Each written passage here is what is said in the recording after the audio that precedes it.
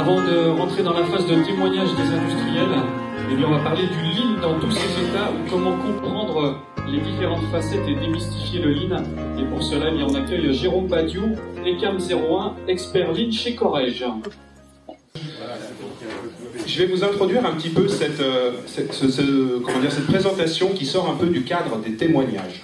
Alors, en fait, quand on a conçu la journée, donc il y avait tout le staff, on va dire, côté Corrège, et puis on avait Jean-Paul Floquet, André Satin et Hervé Nicolas côté association. Et on s'est dit, on va inviter des gens à une conférence sur le lean, et en fait, on n'a aucune présentation, on va dire, concrète du lean dans tous ces états. C'est un petit peu le nom qu'on s'est donné là. Donc on s'est dit, avant de plonger dans les expériences d'entreprise, il serait peut-être sympa de faire une première partie pour essayer de remettre tout le monde à niveau. Alors, bon, j'ai pas la prétention de vous former en 30 minutes, mais l'idée c'est de vraiment planter le décor et puis d'essayer de quand même vous donner quelques repères sur le lean avant d'aller vous présenter des entreprises pour que vous puissiez y retrouver ces mêmes repères. Alors, je me suis retrouvé face à une page blanche pour remplir ça, comprendre les différentes facettes. Comme le disait Philippe, des bouquins, il disait 3, 4, 10, j'aurais peut-être dit plutôt 50. C'est incroyable la richesse de la littérature. Et chacun a son avis. Alors, finalement, je me suis dit que la meilleure façon de démystifier le lean, c'était de vous faire revivre la naissance du mythe. Alors, en fait, je vais le faire en 2 temps. C'est-à-dire qu'il va y avoir, déjà le plantage du décor pour dire quand même qu'avant tout, le lean, c'est d'abord des résultats, et des résultats qui sont très enviés. Donc on va les présenter très rapidement, mais ça va planter le décor pour mesurer la réelle performance de Toyota. Derrière l'histoire Toyota, c'est l'essentiel de la présentation, c'est vraiment on va essayer de retourner aux origines, et puis de comprendre comment ce système s'est mis en place, où est-ce qu'ils ont pu piocher des morceaux à droite, à gauche, pour devenir aussi performants. Derrière l'histoire du lean, c'est de dire, ok, Toyota a fait son bout de chemin chez lui, mais comment les gens en ont pris conscience, comment tout cela est arrivé à ce que ce soit un vrai phénomène de mode, on peut le dire aujourd'hui quand même.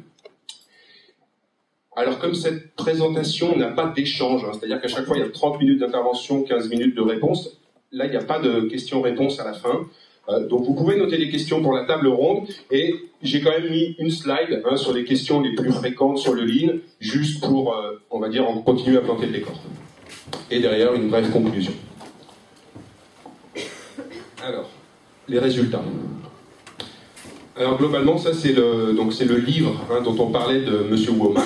Je vous le présenterai un petit peu plus loin, qui a fait cette étude. Ici, vous avez un certain nombre de performances industrielles, de productivité à l'assemblage au niveau des fournisseurs, de qualité à l'assemblage, fournisseurs rang 1, rang 2, livraison, stock. Et ici, je vous ai simplement fait la comparaison entre Toyota et la moyenne de l'Union européenne. Donc c'est les Allemands, les Français, les Italiens. Et on voit quoi? En productivité, ils sont globalement 2 fois meilleurs. En qualité, ils sont 2 fois meilleurs, voire 300 fois pour les fournisseurs de rang 1. En livraison, ils sont entre 50 fois meilleurs pour les fournisseurs de rang 1, 10 fois meilleurs pour les fournisseurs de rang 2. En stock, ils sont 6 fois meilleurs. Donc la rotation de stock, c'est combien de fois on le reconstitue dans l'année. Quand il y en a plus que le nombre de jours, c'est-à-dire qu'il y a moins d'1 jour de stock chez Toyota. Voilà, alors, chez nous, on a un petit peu de mal, on n'est que à 45 fois. Bon, ce Foxé, là on était en 93-94, aujourd'hui il existe toujours. Alors en Europe on s'est particulièrement amélioré sur le défaut à 0 heure. Par contre quand on regarde au bout de 3 ans, il y a toujours un fossé de 2 à 3 fois plus élevé pour les constructeurs européens contre les constructeurs japonais. Toujours au niveau industriel, un résultat assez remarquable, c'est le développement du produit. Chez Toyota, il faut 1 an. 1 an, donc c'est quand même quelque chose, c'est une prouesse, il faut le dire, et il n'y a aucune autre entreprise automobile qui ne les égale aujourd'hui.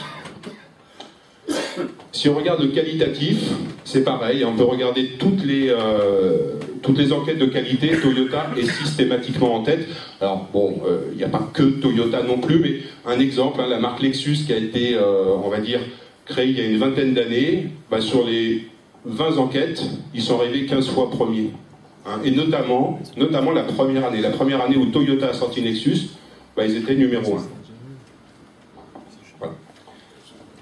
Alors, derrière les résultats industriels et les résultats, on va dire, de satisfaction client, tombent clairement les résultats financiers de l'entreprise.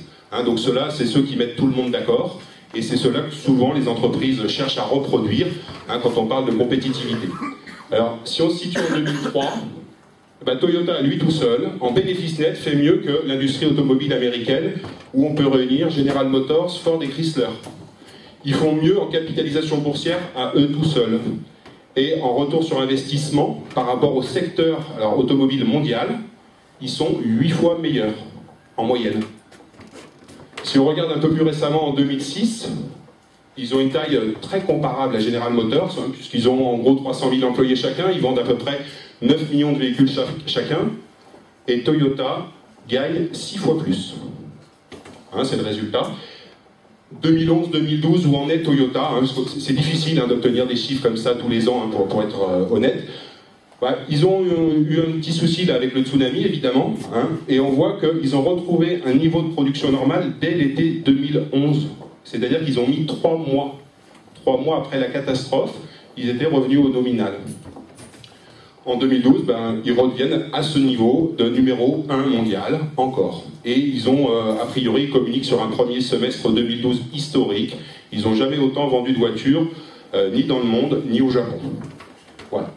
Donc c'est ces résultats-là qui sont quand même le départ de cette quête du lean dans toutes les entreprises. Ce qui intéresse vraiment les gens, c'est ces résultats.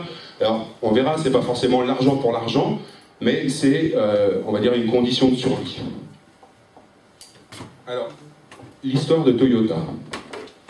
Donc, il y a la naissance de Sakichi Toyoda, donc, qui est clairement le fondateur de l'empire Toyota en 1867. Alors, en 1894, c'est une drôle de coïncidence, mais il va donner naissance à la fois à son fils, qui sera le fondateur de Toyota, et à la fois à la première histoire industrielle de la famille Toyota. Donc il va fabriquer son premier métier à tisser. Alors, clairement, pour qui il les fabrique, donc à cette époque, le Japon, en fait, essaye de développer l'industrie, et notamment l'industrie locale dans chaque famille. Donc chacun essaye de fabriquer un petit bout de tissu chez lui, en même temps qu'il reste un petit peu agriculteur. Donc ses premiers clients, ça va être sa mère, sa grand-mère, voilà, donc on imagine quand même la qualité de l'empathie, et tous les jours le travail est dur, donc il va inventer un premier métier à tisser pour leur simplifier la vie. C'est quelqu'un qui va avoir vraiment le goût du travail empirique sur le terrain. Donc on peut imaginer qu'il est dans son atelier, qu'il y a sa grand-mère à côté, que tous les jours il la voit souffrir, et ça lui fait mal au cœur. Donc il va travailler, qu'est-ce que je peux faire ? Il va commencer par le motoriser, parce qu'il faut le faire tourner, le métier, c'est lourd, c'est pénible, et il a vraiment cette volonté que ça devienne simple. Il va vite d'ailleurs surnommer le roi des inventeurs, apparemment il passe ses journées entières à améliorer, pour ses clients. Il va créer en 1926 Toyota Automatic Looms, donc c'est une entreprise qui existe encore aujourd'hui et qui est centrale dans le conglomérat Toyota, et va naître un concept essentiel de on va dire de ce qu'on appelle le système Lean, qui est le Jidoka. Alors le Jidoka, c'était simplement qu'une fois qu'il avait motorisé son métier à tisser, ça avançait tout seul. Mais il suffit qu'un fil casse pour que le temps qu'on s'en aperçoive, tout le tissu qui sort est foutu. Alors il n'est pas encore peut-être câblé, comme on le verra un peu plus tard, Taishi Ohno, sur la suppression du gaspillage, mais il se dit quand même que c'est dommage. Et il va mettre en place un système qui va mesurer la tension du fil pour ne pas produire de défaut. C'est-à-dire que dès que la tension du fil baisse, c'est-à-dire que le fil a cassé, il arrête automatiquement son produit. Donc là, on est déjà sur le premier succès de Toyota. C'est-à-dire qu'il a créé en 1894 son premier métier à tisser. On va dire une trentaine d'années après, il a le meilleur produit du monde. Voilà, déjà. Donc c'était le premier succès. Il est vraiment ici. Et ça va se conclure par, en 1929, la vente de son brevet, donc au numéro 1 mondial de l'époque, du métier à tisser, qui sont les Platt Brothers. Voilà. Donc ça, il faut comprendre, parce qu'on parle beaucoup de Toyota, on va dire automobile, mais le premier grand succès est ici.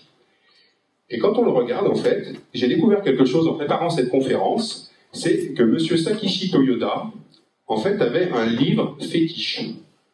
Alors ce livre, c'est un livre, on va le voir juste derrière, qui a été écrit par un homme qui s'appelle Samuel Smiles. Donc, globalement, ce bonhomme, il est né, on va dire, première moitié du 19e siècle en Angleterre. C'est le début de la formation des syndicats.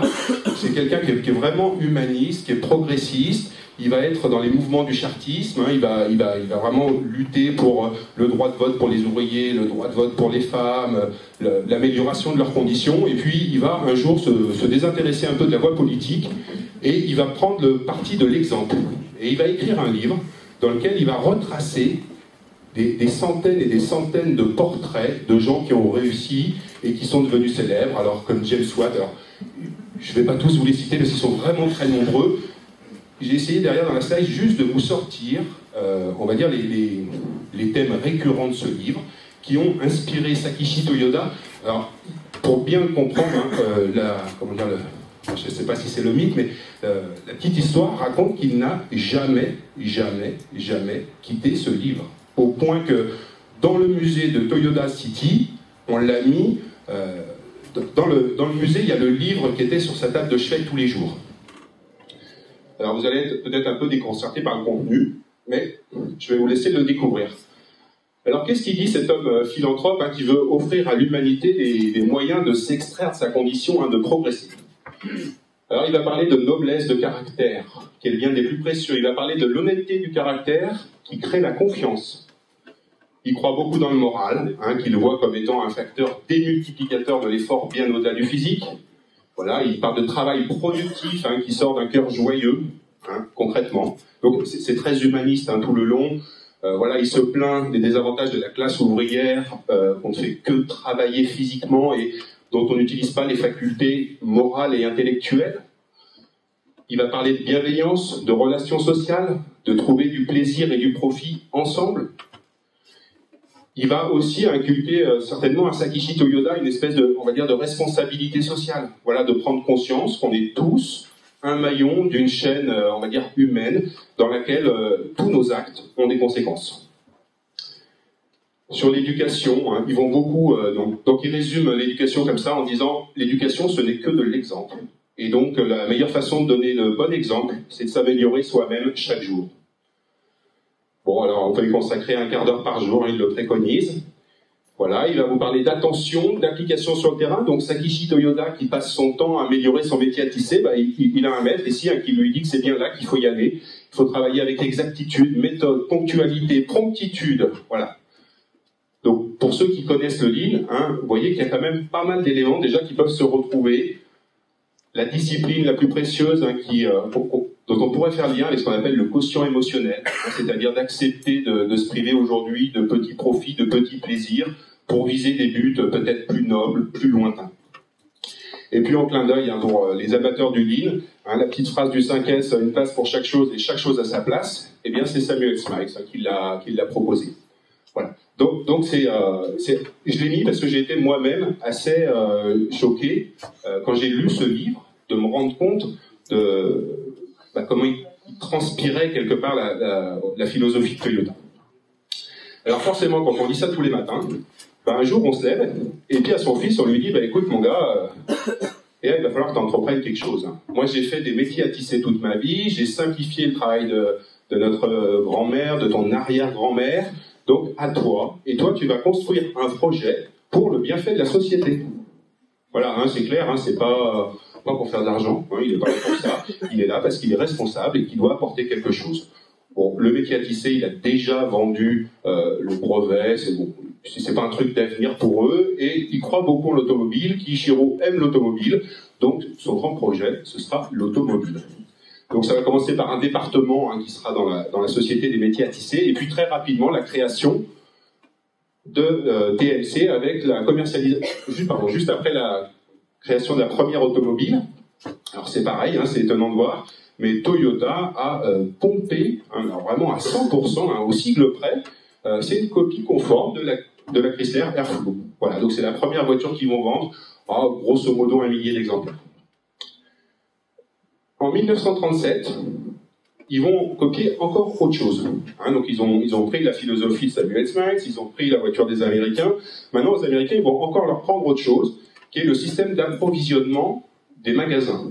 Alors, je ne saurais pas vous dire exactement comment ça s'est traduit, parce qu'on ne trouve pas vraiment d'exemple dans la littérature, mais ils sont déjà séduits par le réapprovisionnement, c'est le début du flux tiré. Hein, c'est-à-dire qu'on ne remet en étagère que ce qui a été vendu. Bon, il va y avoir un passage un peu trouble, hein, on va dire ici, et en 1945, il s'agit de redémarrer l'entreprise. Alors Kiichiro n'est pas très rassuré, mais finalement les Américains veulent reconstruire le pays, donc il va falloir des camions. Hein, Toyota produit essentiellement des camions à cette époque, mais le constat est cinglant. Hein, donc on parle des fois d'affronter la brutalité des faits. Là c'est un très bon exemple. Voilà, la productivité d'un Américain est 9 fois celle d'un Japonais. Et celle d'un Allemand, c'est 3 fois celle d'un Japonais.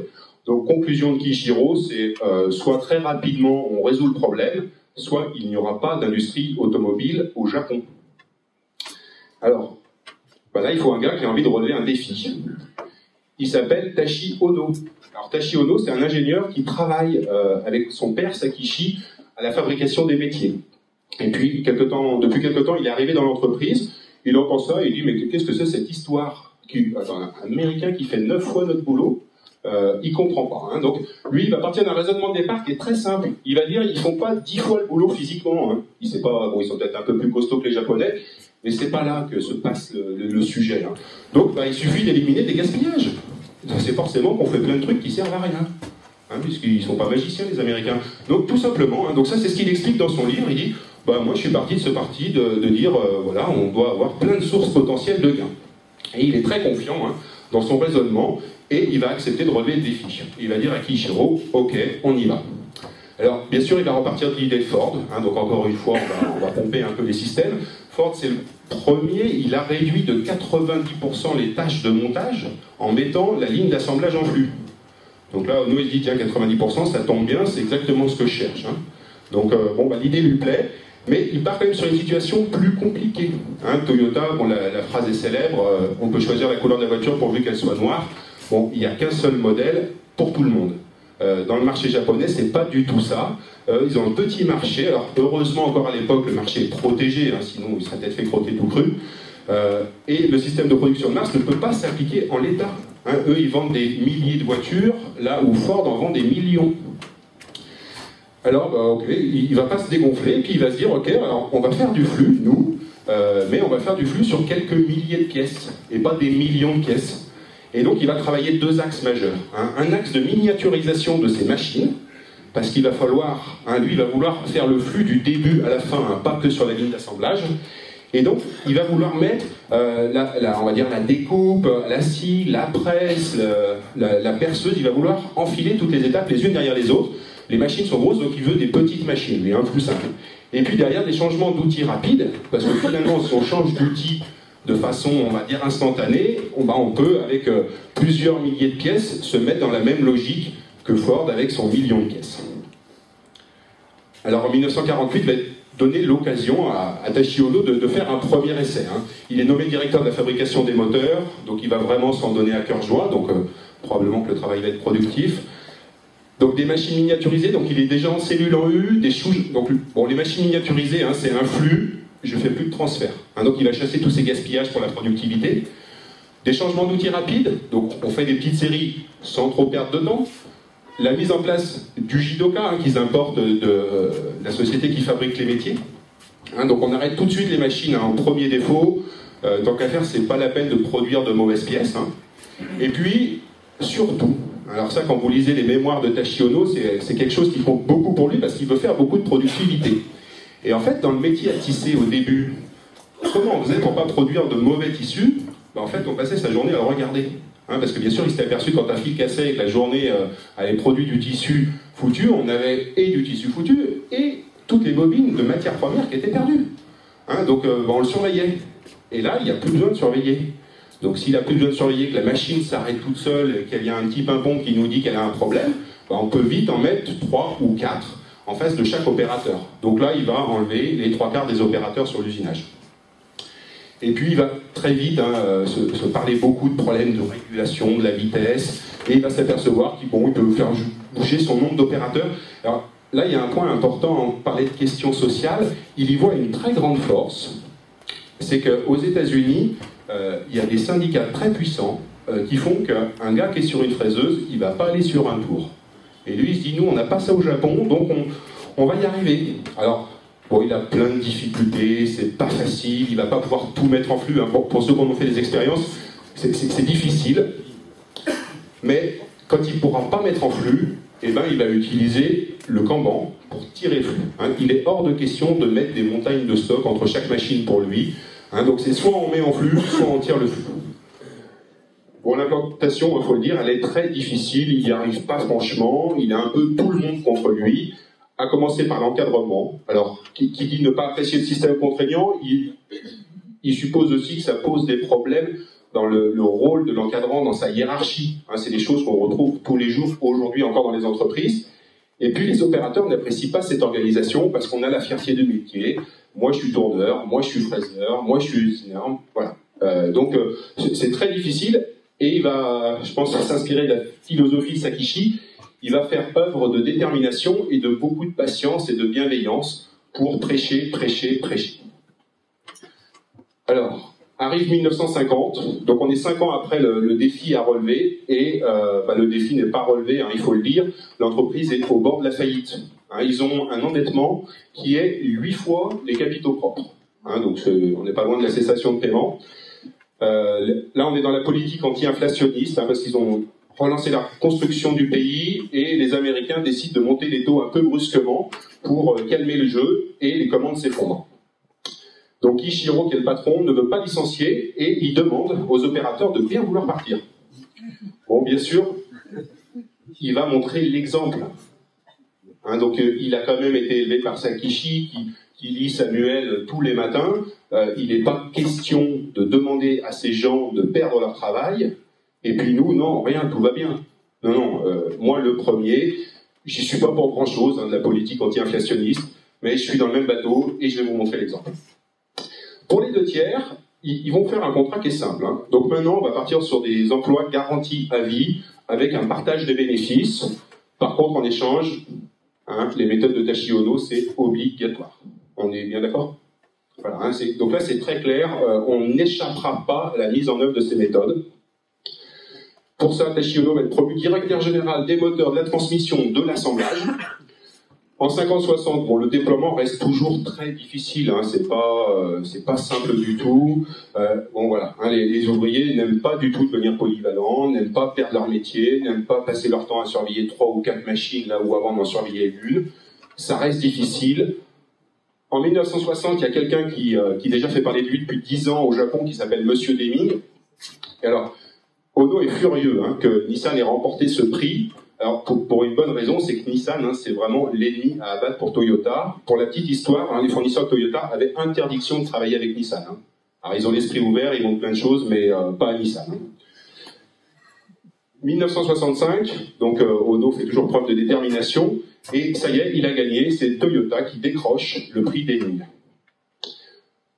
Après 25 ans d'efforts, hein, donc chez Toyota, ça va globalement mettre 25 ans pour avoir les grands principes du TPS en place, du moteur jusqu'au montage. Alors, juste pour le petit clin d'œil, hein, c'est que Deming ne va pas, s'intégrer comme ça chez Toyota aussi vite et aussi fort pour rien. Hein, donc pour ceux qui ne les connaissent pas par cœur, je vous ai remis les principaux points que prenait Deming. Alors on va retrouver des choses, on va dire, très compatibles en termes de philosophie. Garder le cap de la mission de l'entreprise, des cadres qui dirigent d'une main sûre, confiants. Hein.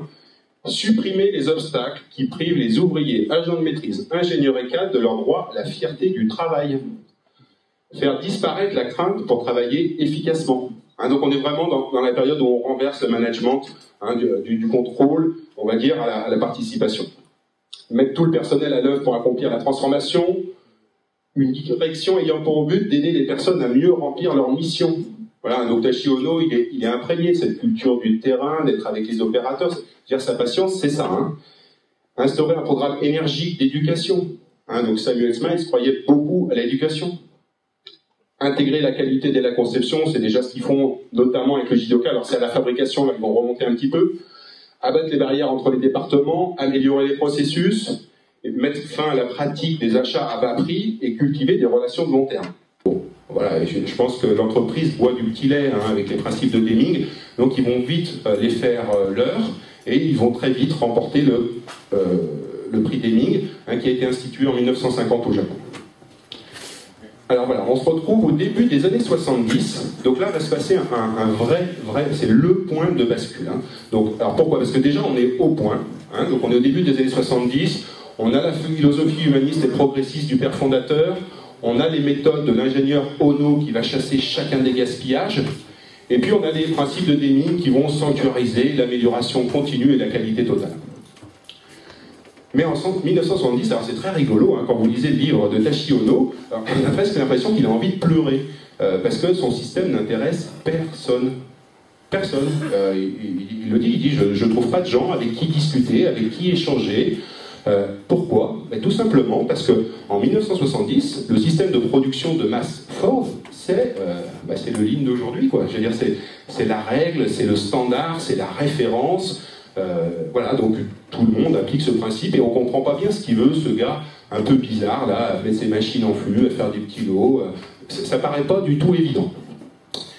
Et puis le 16 et 17 octobre 73, donc c'est le point de bascule, c'est la guerre du Kippour, c'est le premier choc pétrolier. Et donc là, les 30 glorieuses, c'est terminé, et la croissance, c'est terminé pour de nombreuses années. Voilà, donc le paradigme sous-jacent au système de production de Toyota de masse, tout ce qui pourra être produit sera vendu est mort. Alors c'est pas celui de Toyota, pardon, c'est celui de Ford. C'est là que les choses s'inversent. C'est-à-dire que l'époque de Ford, c'est on n'est pas capable de répondre à la demande. Donc le but c'est produire tout ce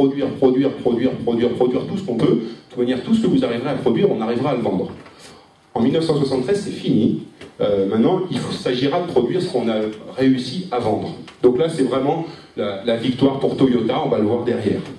Alors juste, bon, on peut se le dire aujourd'hui encore, on le vit tous les jours, 1973 à aujourd'hui, ça fait 40 ans, tout le monde n'a pas encore bien compris que le système Ford était définitivement mort. Alors, juste pour finir, l'histoire de Toyota, donc ce premier choc, il se distingue nettement du reste du lot. Je veux dire, le Japon est exempt comme toutes les économies occidentales, mais l'État va repérer un gars qui s'en sort moins mal, il va très vite sortir du rouge, il va même revenir dans le vert, et en plus, il va narguer tout le monde en enchaînant les années de croissance. Bon, bien sûr, c'est Toyota. Et donc là, il va y avoir une popularisation au Japon de ces méthodes. Voilà, donc en 1980, Ono va quitter l'entreprise. Alors, pour le clin d'œil pour les amateurs, dans la petite histoire, il raconte que même chez Toyota, ils n'étaient peut-être pas complètement encore imprégnés, ils n'étaient peut-être pas encore complètement conscients, ils vont retomber dans les travers et ils vont nous faire des usines avec des grosses tailles de lot, avec des ateliers technologiques, la scie, le débit, le tour. Voilà. Bon, l'entreprise va être un fiasco, donc ils vont très vite revenir aux méthodes de Ono. Et le petit clin d'œil, ça ce sera pour nos industriels européens qui ne voient pas, donc notamment français, qui ne voient pas comment créer de nouveaux sites pour maintenir des sites en France. 2011, Toyota inaugure une nouvelle usine au Japon et ils vont toujours dans le même sens. Voilà, donc il n'y a pas de structure au plafond, ils creusent pas le sol, ils ont divisé par deux les coûts de construction et d'aménagement et ils sont très contents parce que c'est très flexible. Ils disent si on va passer de voiture, on mettra une autre, c'est tout sur roulette. Voilà, c'est Toyota aujourd'hui au Japon en 2011. Alors, voilà, donc ça c'est vraiment comme ça qu'est né Toyota. Donc il y a quand même je pense que vous l'aurez vu, un ferment philosophique très fort, et puis des briques technologiques qui vont être le juste à temps, qui vont être le Jidoka, qui vont être les principes de Deming. Mais c'est pas l'histoire du Lean lui-même, ça c'est l'histoire de l'entreprise. Alors, là, ça va être un petit peu plus bref, mais c'est juste pour se retracer les grandes dates, et puis vous présenter deux ouvrages de référence. Alors, globalement, les premiers résultats enviés du Japon datent des années 70. Aujourd'hui, tout le monde pâlit devant les résultats de Toyota. Mais à l'époque, c'était assez général sur le Japon. Donc, comment dire, juste que ça arrive dans l'automobile, ça allait. Au début, vous savez, c'était la hi-fi, c'était la vidéo. Donc, c'était pas des industries vraiment au cœur de nos économies. Donc, on laissait faire. Et quand l'automobile a commencé à être touchée par Toyota, là, ça a commencé à moins faire rire au niveau de l'Occident. Et on va avoir ces grandes dates clés. Donc, alors, c'est pas, comment dire, de marbre, mais globalement, ça va commencer dans les années 70-80 avec les sapes de la qualité totale, qui vont fleurir un petit peu partout. On va avoir dans les années 80-90 plutôt le côté boîte à outils. Donc, on va parler des Kanban, des SMED, des 5S. Puis on va arriver dans les années 90-2000. Alors là, on va commencer à mettre des méthodes, les VSM, les MIFA, les TPM. Bon. Mais 20 ans plus tard, donc on va faire tout ça, mais malgré des progrès indéniables, c'est pas des choses qui n'apportent rien, c'est pas le sens de mon propos, mais en termes de résultats concrets, en termes de performance, on parlait de General Motors, de Chrysler et Ford. Chrysler découvre quand même le Toyota en 1979. Bon voilà, en l'an 2000 ou 2003, ce qu'on voyait tout à l'heure, c'est qu'ils sont quand même nettement devant. Donc on se dit voilà, il nous manque quelque chose. Et on va voir apparaître ce qu'on appelle l'âge du management lean. Alors, ça va commencer par la publication de Tashi Ono de son propre livre, où il va essayer d'exprimer ce que c'est pour lui le système de production Toyota, mais c'est pas vraiment le livre de référence. Le livre de référence, il va être en 96. C'est-à-dire qu'en 90, on a 3 chercheurs du MIT qui sont missionnés, clairement, avec une mission nationale, Je veux dire, on a un vrai problème de compétitivité avec le Japon, donc on va mettre les moyens, on va mettre 5 ans et 5 millions de dollars pour aller percer le secret de Toyota. Mais qu'est-ce qu'ils font de temps Nous aussi, on a fait les 5 de la qualité, nous aussi, on a fait les 5S, nous aussi, on a fait les Kanban. Et pourquoi ils sont toujours devant Donc, cette recherche va populariser clairement Toyota et l'apparition du mobile, c'est dans ce livre qu'elle arrive, c'est ce jour-là que quelqu'un met un nom sur ce phénomène. Voilà. Derrière un livre qui sera plus popularisé, c'est le Lean Thinking, traduit en système Lean en français, ou penser Lean, penser l'entreprise au plus juste. Donc c'est le livre que je vais vous présenter derrière, que Didier Desplanches présentait comme étant une méthode plutôt top-down, et puis derrière, le modèle Toyota qu'il nous a présenté comme étant une approche plutôt bottom-up. Bon, les publications se multiplient. Là, on a vraiment 2 livres de référence. Alors, celui-là a un côté plutôt système global qui essaye on va dire, d'être un peu philosophique d'un point de vue essence de la technique. Et celui-là va être un petit peu plus pratico-pratique dans les principes à mettre en place. Par contre, il va clairement, moi je trouve personnellement, faire la différence dans la mise en avant de la philosophie humaine qui est derrière Toyota. Alors le premier, voilà, alors, brièvement, c'est une slide par livre, mais globalement, donc Système Lean, qui est un ouvrage de référence, est articulé autour de 5 axes. Donc, voilà, le premier qui avait peut-être été un peu raté dans les époques 5S, Kanban, SMED et compagnie, on a peut-être oublié qu'il y avait un client. Donc lui, il va avoir le mérite de remettre le client et de dire, voilà, il faut être centré sur ce qui crée de la valeur aux yeux du client. Et ça, c'est clairement quelque chose qui est clair pour notre ami Ono. Dans son livre, il en parle. Il dit, le client, les coûts, il s'en moque. Lui, ce qui lui intéresse, c'est le prix auquel il va acheter. Donc c'est voilà, quel prix il est prêt à acheter, quelle valeur ça a aux yeux du client. Donc ce sera le point de départ de toute la démarche pour Womack et Jones. Derrière, on identifie la chaîne de valeur, alors idéalement du fournisseur jusqu'au client du client, d'être vraiment dans une chaîne complète. Donc notamment avec des tas d'exemples où en fait on s'aperçoit que en passant de fournisseur en fournisseur, il y a beaucoup d'étapes qui pourraient être supprimées. Rendre le flux continu. Alors, le flux, c'est pas que le flux de matière, souvent on pense qu'au flux de matière. Donc là, il parle bien de 3 flux, du concept de lancement du produit. Donc globalement, ils disent que si vous ne le réduisez pas de moitié, c'est que vous n'avez pas bien travaillé. De la commande à la livraison, et si le délai de traitement de la commande n'est pas réduit de 75%, vous n'avez pas bien travaillé. Et de la matière première au produit fini, le challenge est encore plus important, on vous demande de le réduire de 90%.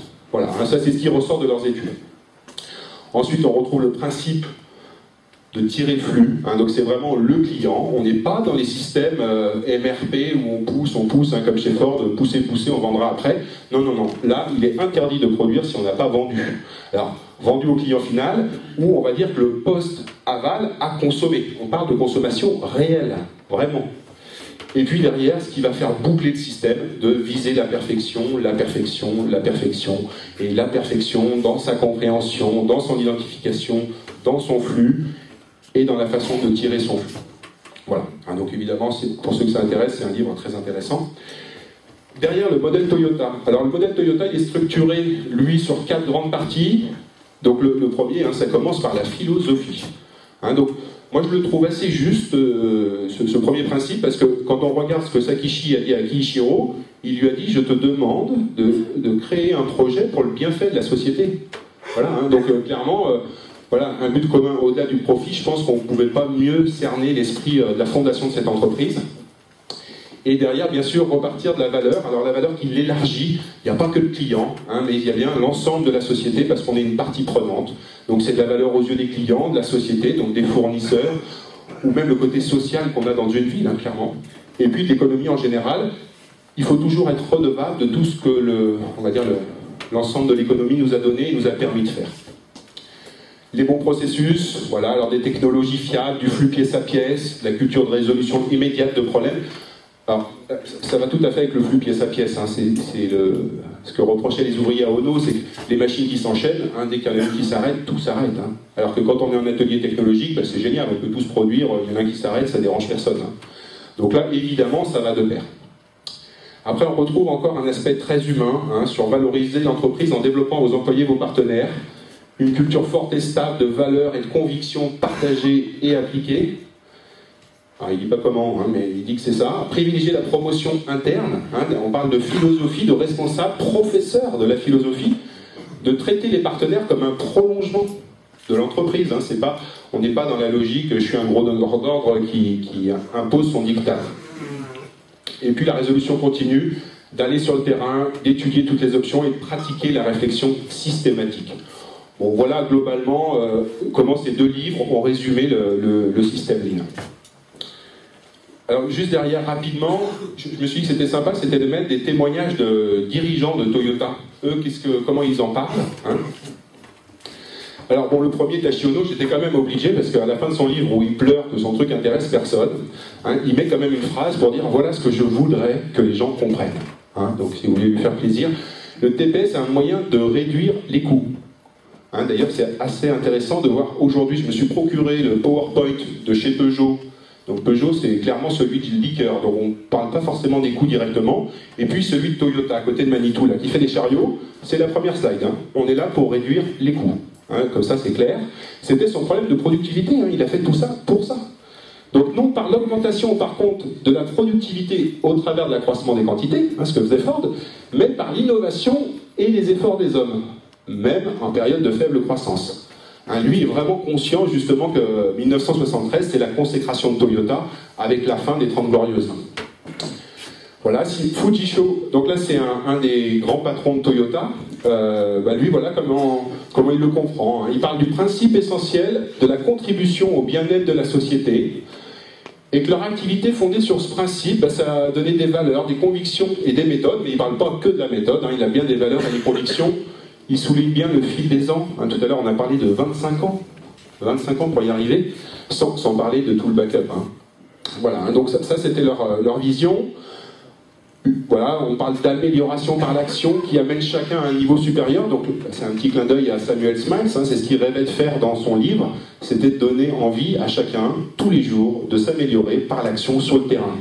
Hein, donc là, on ne peut pas le dire mieux. Alex Warren, c'est une bonne façon de voir comment les Américains se sont appropriés. Hein, donc Toyota a été créé une entreprise aux États-Unis, c'était NUMMI, c'était avec General Motors. Et Alex Warren était un des patrons. Et lui, donc, sa vision à lui, il parle d'oublier l'ego des dirigeants. Voilà, c'est pas le mec en haut qui sait tout. Il va se rapprocher de ses équipes et il va conduire l'entreprise avec elles. Voilà, et il va essayer, comme le préconisait Smiles, de profiter des extraordinaires compétences et de l'intelligence de tous les employés. Voilà, et puis allez, un petit dernier pour Eiji Toyoda. Donc lui, c'est le premier de la génération Toyota qui reprendra le flambeau de l'entreprise après le départ de Kishiro, hein, parce que son départ n'est pas préparé, donc c'est quelqu'un d'autre extérieur à la famille qui reprend, et une dizaine d'années après, c'est Eiji. Voilà. Alors il nous demande juste hein, il nous explique qu'on a beaucoup d'informations, beaucoup de systèmes d'information, que c'est génial, mais n'oubliez jamais que c'est l'homme qui doit résoudre les problèmes. Hein. Voilà. Donc ça, c'est vu de Toyota. Alors, un dernier slide très rapide. Puisque vous ne pouviez pas poser de questions, je vous ai invité à les noter hein, pour la fin de la conférence à la table ronde. J'ai quand même ici souhaité répondre à quelques-unes des plus courantes hein, qu'on se pose sur le déploiement du Lean. Alors la première, c'est comment ça marche. Alors c'est peut-être on peut peut-être partager un objectif avec Didier Desplanches, puisque j'ai vu que c'était leur objectif d'améliorer le déploiement. Clairement, aujourd'hui, ça ne marche pas très bien, il faut le dire. Alors, dans un des derniers bouquins qui est sorti, qui s'appelle Lean Management, on fait état d'un taux d'échec de 75% des programmes Lean. Voilà, faut quand même en être conscient. Alors, il y a beaucoup de vitrines, il y a beaucoup de résultats locaux, c'est sûr, il y a beaucoup de démarches, même globales, mais on n'arrive pas, ou rarement, à provoquer des mutations profondes dans les gènes des entreprises. Combien de temps faut-il? Alors, on entend souvent qu'il faut de 5 à 10 ans. Dans les études, donc c'est les études globales de l'automotive Lean Production au niveau européen, on arrive à avoir des résultats assez forts au bout de 3 ans, dans certaines entreprises, quand on est dans le cas d'une conversion plus ou moins réussie. Voilà, après, donc ça, c'est plutôt ce qui inspire le système Lean. Quand on vise la perfection, évidemment, il n'y a pas de fin au voyage. Donc combien de temps il faut pour être parfait? Tout le temps que vous avez devant vous, quoi. Je veux dire, on ne fait que s'améliorer, on ne peut pas s'arrêter, donc c'est assez difficile de poser la question. Et puis j'ai voulu le renverser en me disant, mais si c'était simplement un changement de paradigme, voilà, qu'on se dit, voilà, c'est penser différemment, c'est se convaincre que l'amélioration de chacun dans l'entreprise peut aider à améliorer l'entreprise, peut aider à améliorer la société, et que oui, vraiment, on va œuvrer chaque jour. Peut-être que demain matin, on pourra dire que vous êtes Lean, alors il y aura plein de trucs à faire, plein de choses à améliorer, mais voilà, le paradigme a été changé. Un petit repère sur les pièges classiques du déploiement, si certains s'y exercent. Alors, le premier, c'est le manque de compréhension ou d'implication de la direction. Clairement, on ne peut pas avoir un projet, si on prend la dimension philosophique, qui aboutisse dans une entreprise si les patrons ne s'impliquent pas et s'ils ne comprennent pas. Je veux dire, c'est la palissade. L'autre grande erreur, c'est celle de ne pas partir de la valeur aux yeux du client. Il y a beaucoup de démarches Lean où on n'entend jamais parler du client. La valeur aux yeux du client, on n'en entend pas parler. Donc évidemment, le résultat va être très aléatoire. Ne pas sortir de la logique de production de masse. Alors on a une petite blague chez Corège comme ça d'une entreprise qu'on avait mis en flux. Donc ça avait été un succès total. Et puis un jour, le contrôle de gestion est revenu et a dit mais c'est pas possible. Corège, vous avez mélangé des machines à 2 millions d'euros avec des machines à 20 000 euros. Les comptes de la comptabilité analytique, les sections ne sont pas homogènes. Donc ils ont tout cassé. Alors avant ils ne savaient pas pourquoi ils gagnaient de l'argent. Maintenant ils savent pourquoi ils s'en perdent. Voilà. Non mais c'est vrai, l'entreprise aujourd'hui est quand même mal en point. Le manque de vision globale, donc ça rejoint quand même la difficulté entre le top-down et le bottom-up. Dans une démarche, il faut quand même avoir une vision globale. C'est pas l'application éparse des méthodes, un peu de 5S par-ci, un peu de semaine par-là qui va faire le résultat, clairement. Donc voilà, on va retrouver des résultats, mais il n'y aura pas d'impact sur la satisfaction du client, qui est quand même le leitmotiv. Donc on s'énerve, et puis on voit beaucoup d'entreprises qui sont dans ce que, pareil, pour s'amuser, on appelle nous l'agitation continue. Ça part d'un côté, ça revient de l'autre, et puis on fait des petits bacs, puis on fait des gros bacs, puis on fait des petits trains.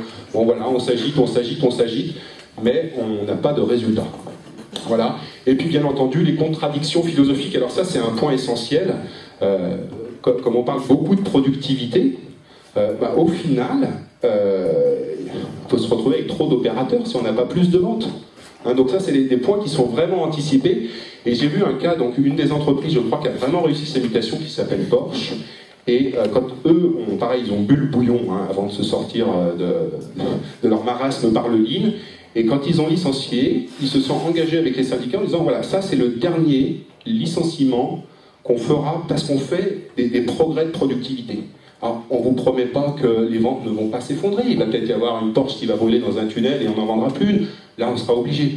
Mais ce sera jamais à cause de cette démarche. Voilà, clairement, là, il faut que ça profite à tous. Voilà, donc, et clairement, quand les gars ils voient les charrettes, forcément, ça démobilise les équipes dans améliore-toi toi-même. Évidemment, pour sortir, c'est pas très agréable. Voilà, alors, en conclusion, je me suis demandé pourquoi il y a tous ces fourvoiements. Et là, donc, j'ai fait appel à un auteur, c'est pas moi, ces phrases, je les ai repris texto du livre. Il s'appelle Jeffrey Licker. Je vous dis une bêtise, il s'appelle Jim Collins, pardon. Il a écrit un livre qui s'appelle « De la performance à l'excellence ». Et ils ont étudié ce qui fait les gènes des entreprises excellentes. Donc clairement, Toyota en fait partie. D'ailleurs, juste en clin d'œil, hein, le premier truc qu'il trouve, ça vient du patron, hein, qui doit être humble et persévérant. Hein. Donc on retrouve encore ces notions de valeur humaine, hein, clairement au fond. Voilà, alors pourquoi on se méprend? Parce que les métamorphoses vers l'excellence apparaissent souvent comme des événements révolutionnaires spectaculaires, vus de l'extérieur. Voilà, on voit Toyota, waouh, c'est spectaculaire. Mais on se méprend, hein, parce que le dénouement est spectaculaire. Hein, mais le processus cumulatif de 25 ans, personne ne le voit. Personne ne le voit. C'est 25 ans de gens qui ont progressé chacun. Et c'est pas juste le 5S, juste le Kaizen, juste le ci, juste le ça. C'est vraiment une culture d'entreprise très profonde et forcément longue à mettre en place.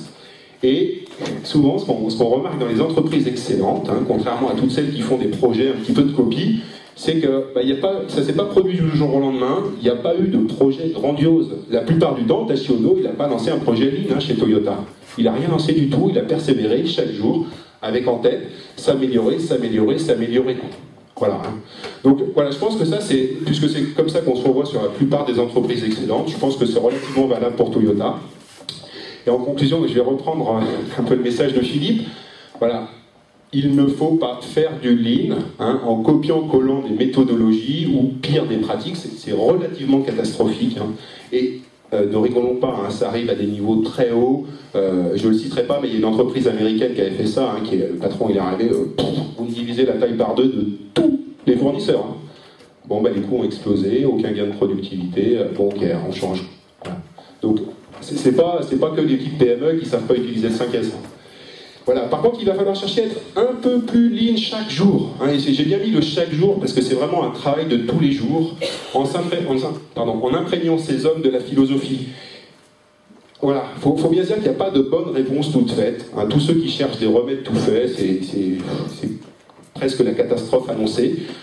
Par contre, il peut y avoir des bonnes questions, et des bonnes questions à se poser tous les matins. Hein. Et quand vous lisez le mémoire de Taishi Ohno, c'est ça, alors comment je fais? Parce que quand je gagne 0,5 bonhomme, je ne peux pas l'enlever. Alors voilà. Et si tous les jours, tous les matins, vous vous demandez comment augmenter la valeur pour les clients, à moindre coût et immobilisation. Hein, donc ça, c'est l'aspect économique. L'aspect humain, nos pensées, nos états d'esprit et comportements sont-ils en adéquation? Alors, pareil, hein, Jim Collins, là, dans son livre, a un tableau qui est flagrant sur les entreprises en phase ascendante et les entreprises en phase descendante. Et on va voir des comportements humains. Donc en phase descendante, c'est je fais des belles théories, j'ai l'air malin, je fais des choses pour me mettre en valeur moi. Voilà, ça bloque les boîtes. De l'autre côté, c'est des gens qui ont envie d'y arriver, qui essayent de trouver la meilleure solution, qui essayent vraiment d'agir pour le bien de l'entreprise. Hein. Donc tous les matins, est-ce qu'on est bien dans cet esprit-là, tous ensemble? Et puis après, l'aspect technique, bien sûr, de toujours simplifier, fluidifier, perfectionner. Voilà.